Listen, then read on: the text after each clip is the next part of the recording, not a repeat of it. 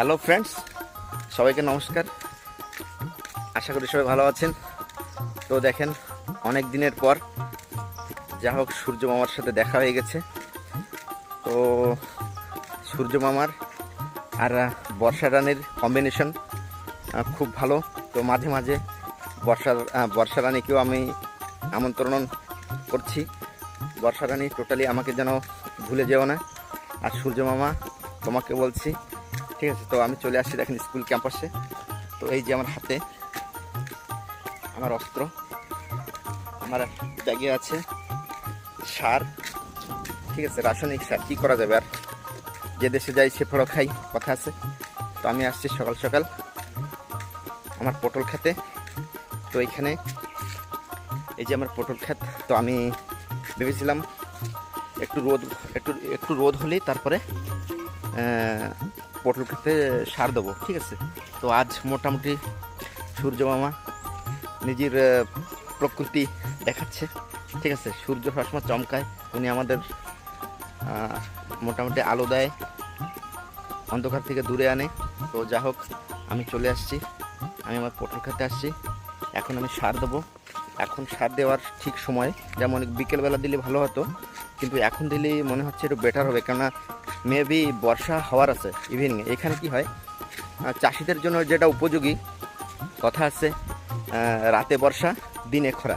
তো খৈরপুট এমন একটা জায়গা, তার টোটালি তেমনই হয়, দিনের বেলা খরা। এখন দেখেন কত সুন্দর ক্লাইমেট, এখন দেখেন কত সুন্দর, একদম মুক্ত আকাশ, আকাশ একদম নির্মল, ঠিক আছে? তো রাত্রে সন্ধ্যের সাথে সাথে মেবি বর্ষা নেমে যেতে পারে। তো আমি সার দিচ্ছি জমিতে মানে পটল খেতে। তো দেখেন সবাই, অনেক মানে ঘাসগুলি সব বেছে দিয়েছি, ঠিক আছে?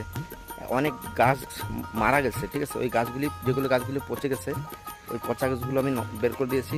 তারপরে গাড়া মানে ওর যে গোড়া পরিষ্কার করে দিয়েছি, ঠিক আছে? এখন ধীরে ধীরে সার দিচ্ছি। সার দেওয়ার পরে ওইখানে মাটিতে ঢেকে দেবো। তারপরে কয়েকদিন পরে দেখা যাক কি হয়, ঠিক আছে? কর্ম করে যাই, তারপরে ফলটা তো সেটা কর্মের পরে ডিপেন্ড করবে। তো কথা হচ্ছে, পটল গাছটা একটা ইউনিক গাছ, সবাই অনেক রকম তরকারি লাগায়, সবজি লাগায়, বাট পটল গাছটা আমি কেন এখানে চাষ করতেছি, এখানে কম দেখা যায়। আমাদের আমি যেখানে আছি এখানে কম দেখা যায়, বাট একটু রেয়ার। তো পটল গাছের একটা ইউনিক কি, একটি স্বতন্ত্র কি না, ওর সাথে সব দিন কন্ট্যাক্ট থাকা লাগে। একটা বাচ্চার সাথে যেমন কন্ট্যাক্টে থাকা লাগে, তো প্রতিদিন ওর কন্ট্যাক্টে থাকা লাগে। আর আমি চাই যে আমার মূর্তিগুলি গাছগাছালির সাথে, প্রকৃতির সাথে আমার সময়গুলো বিতে যাক। তো এই জন্যই আমি পটল গাছের সাথে কন্ট্যাক্টে থাকি, ভালো লাগে।